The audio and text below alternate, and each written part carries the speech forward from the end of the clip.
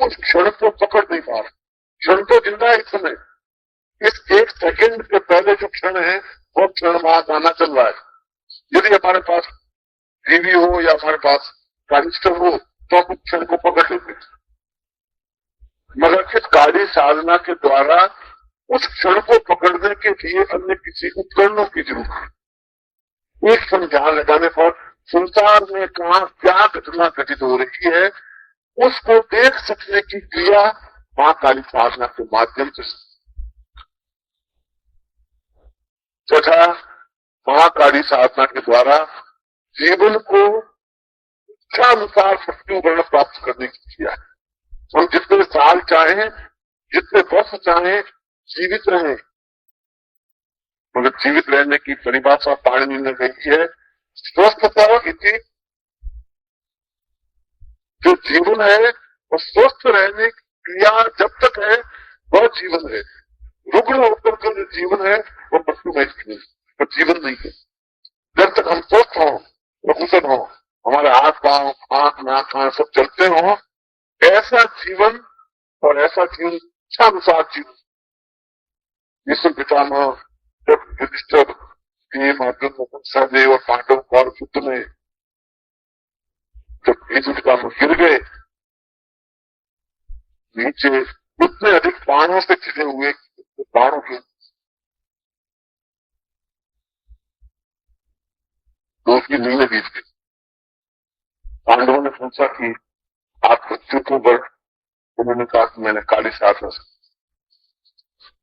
मृत्यु मेरे बसवर्ती है, मैं जब चाहूंगा तभी मृत्यु मुझे वर्ण करेगी। मृत्यु का अधिकार नहीं है कि मुझे ले जा सके। रुग्ण तो हूं तो मैंने बात रुग्ण तो इसलिए हूं कि द्रौपदी का जब चीर खींचा गया तब मैं उस अन्न को दुर्योधन के अन्न को खा गया था।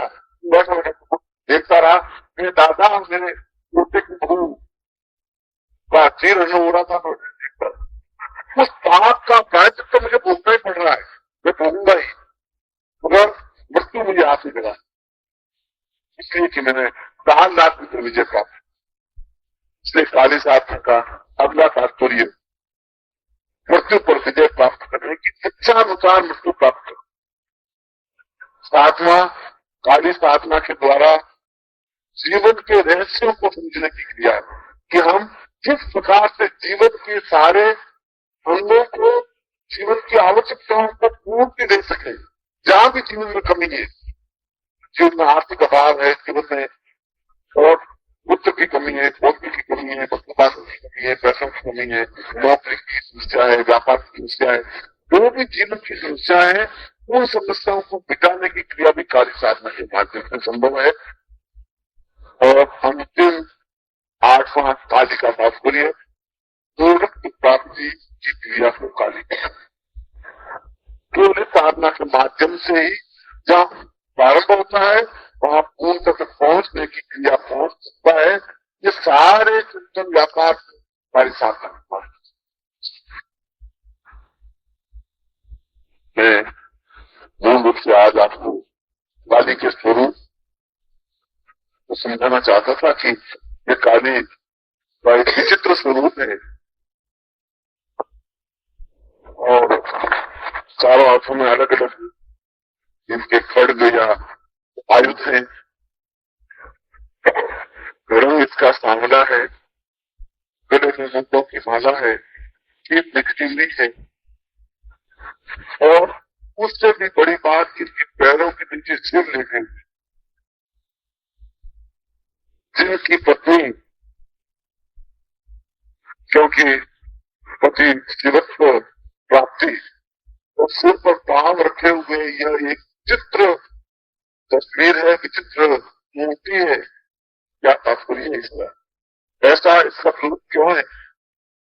हम ऐसी साधना करें, ऐसी जीवन की देवी को अपने शरीर में समाहित किस प्रकार से करें, किस प्रकार से हमारे पूरे शरीर में काली स्वरूप समाहित हो सके। इस रूप का तात्पर्य क्या है? क्या ये रोशनमय रूप है या क्या सूर्यमय रूप है?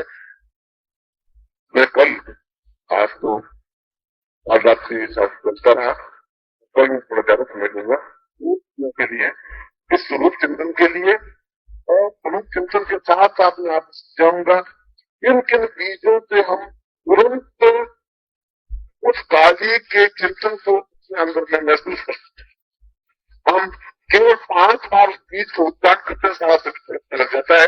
वैसे कौन से बीज, किन उन मंत्रों के माध्यम से हम तुरंत तरंगित हो सकते हैं, क्योंकि काली का महाविद्या तो इसीलिए कुछ ही मंत्र जाप किए जाए तुरंत इफेक्ट हो, तुरंत फरार है। तो यदि ऐसा नहीं होता है तो मंत्र ही अपने आप पीछे कर नहीं ताकतवार।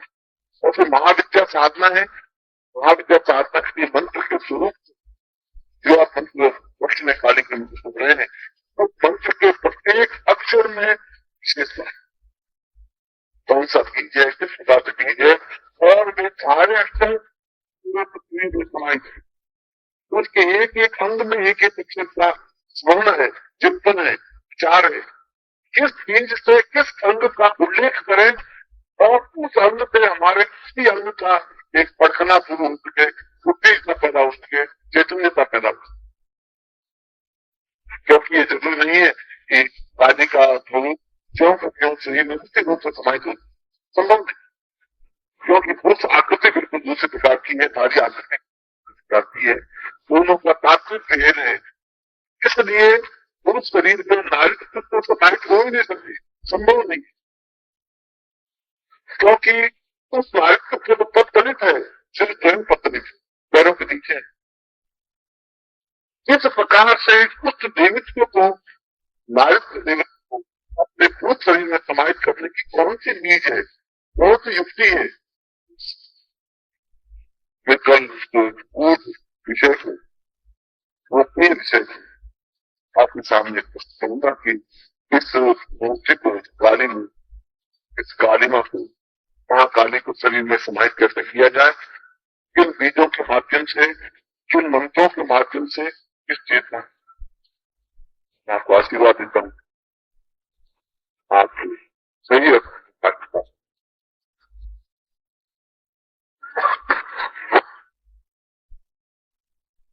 लगना साधना, इस जुबा लगना साधना को मैं आपको दिखा देता हूँ। पहला इसका विनियोग है।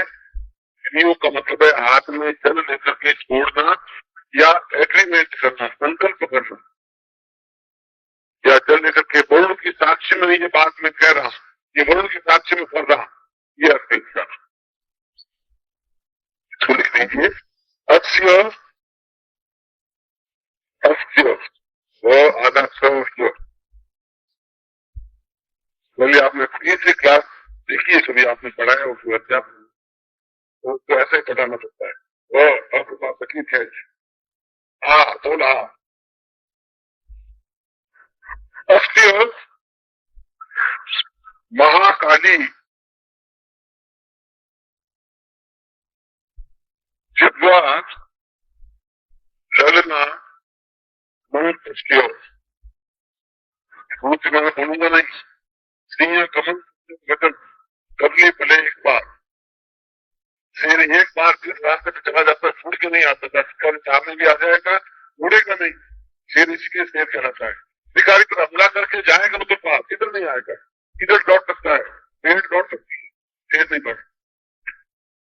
शुक्र सोचा आदमी एक बार बोलेगा, 2 बार बोलेगा नहीं, वापिस जो कदम बोलूंगा। और कदले भले एक बार, केले का पेड़ एक बार पड़ता है, काटना ही पड़ता है, फिर वापिस पेट बढ़ता है। दरिया तेल अमीरा चले, और स्त्री को एक बार शादी होती है, 5 चलने होती है, बोलने होते हैं कि ऐसे मार्ग परिवर्तन है। इसलिए मैं आपकी एक बार क्या बोला मैंने, सत्य श्री की बात दुर्वासा ऋषि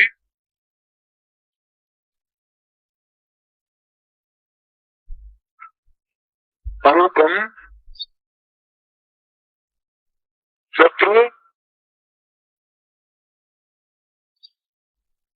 छेदय छेदय स्वाहा।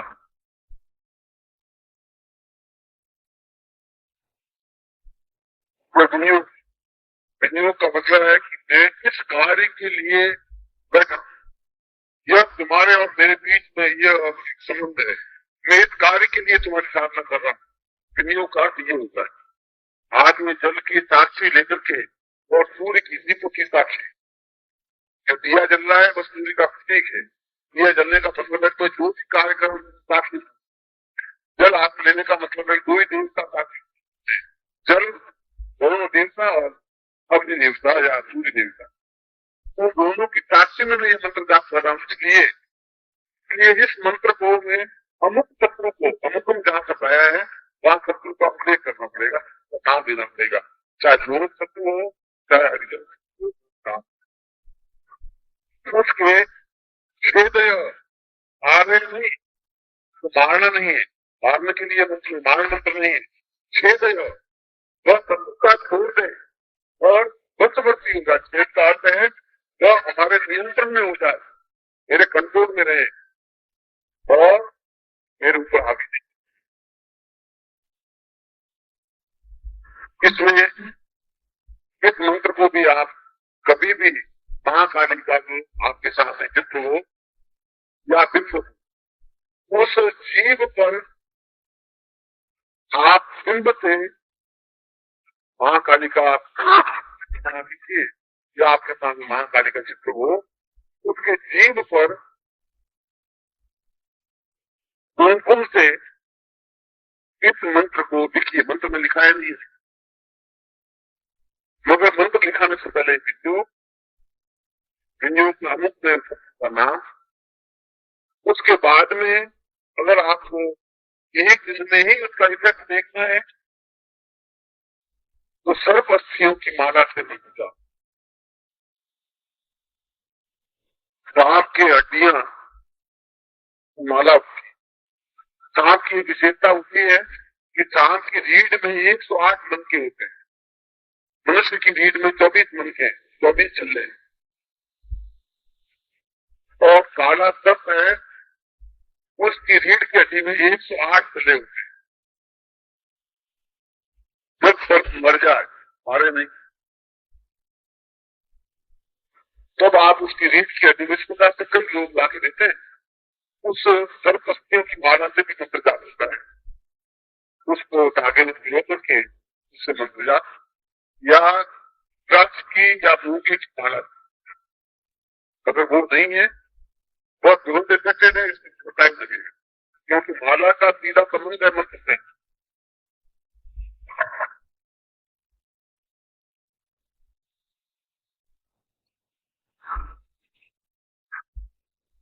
और फिर बोल रहा हूँ सारा मैं संक्षिप्त नहीं बता रहा हूँ, मगर तो आपके लिए ज्यादा उपयोगी है, इसका पूर्व वर्णन करते समय महाराज मंत्र लिखना है। इसकी जीप पर महाकाली लिखी हुई है, उस पर किसी देख भी लिखना है। उस मंत्र के 3 अक्षर है, ये सब बीज है। पूरे बरगद को मैं आपके सामने नहीं रखा कि उसका बीज केवल इतना सा होता है बरगद के पेड़ का, जिसको मैं हथेली में रखूंगी, एक हथेली में 1000 बीज आ जाएंगे, अगर 1000 बरगद के पेड़ है ये समझने की जरूरत है। बीज केवल बीज, जब ये बीज कह रहा हूं तो इसका पूरा सारा ढांचा है इसके पीछे, क्योंकि बीज में उतना ही इफेक्ट है जितना बरगद के पेड़ में पूरा बरगद के पीछे पूरा बरगद का पेड़ आया हुआ है, जो दिखाई नहीं दे रहा है। और आप देखना और ठहरे को दीजिए और 5 का बाद आप देख लीजिए, पूरा 50 फीट लंबा चौड़ा जो बरगद का पेड़ है बीज के अंदर था, कभी तो बाहर आया। ये पूरा जो इफेक्ट है बीज के अंदर समाहित है। और मैं तो 3 चीज दे रहा हूँ। एक बीज है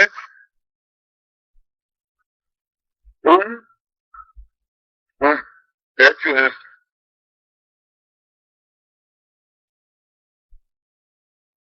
अलीम और नीम, अलीम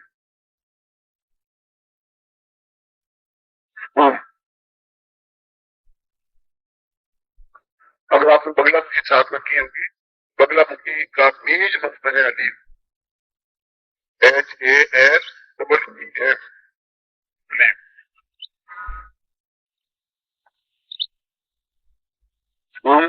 कार्य नहीं भस्म, उनका बीज भस्म करने की, समाप्त करने का बीज, हरेक शत्रुओं पर नियंत्रण वशवर्ती करने का बीज।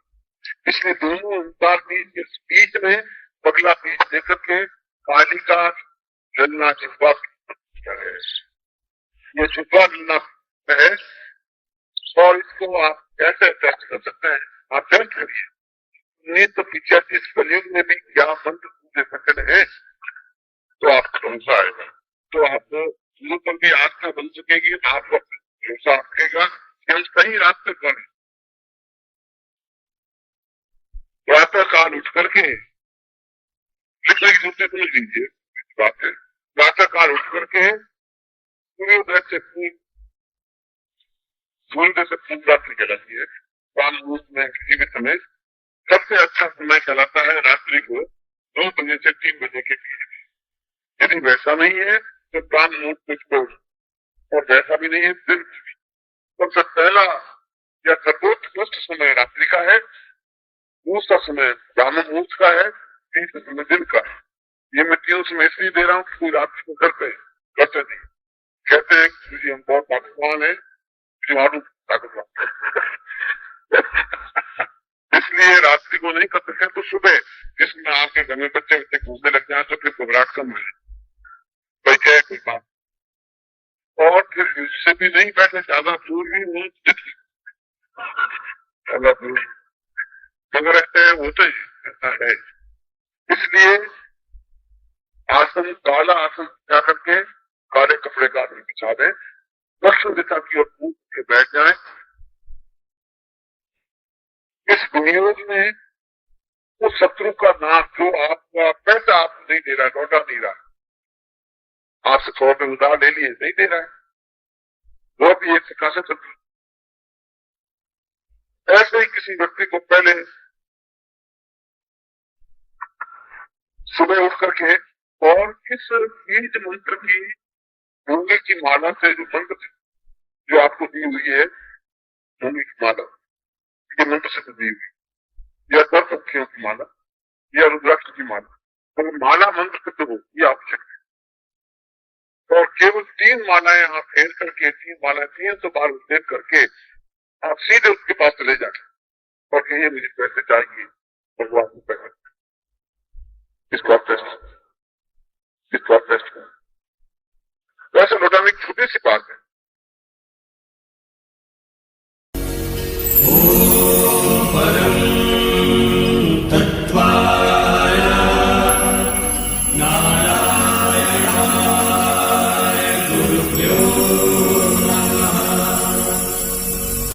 नमस्कार। अगर आप सद्गुरुदेव डॉक्टर नारायण दत्त श्रीमाली जी के शिष्य हैं या फिर उनकी दी हुई शिक्षाओं से और ज्ञान प्राप्त करना चाहते हैं तो हमारी चैनल को जरूर सब्सक्राइब कीजिए और नए वीडियोस की जानकारी के लिए बेल आइकन दबाएं।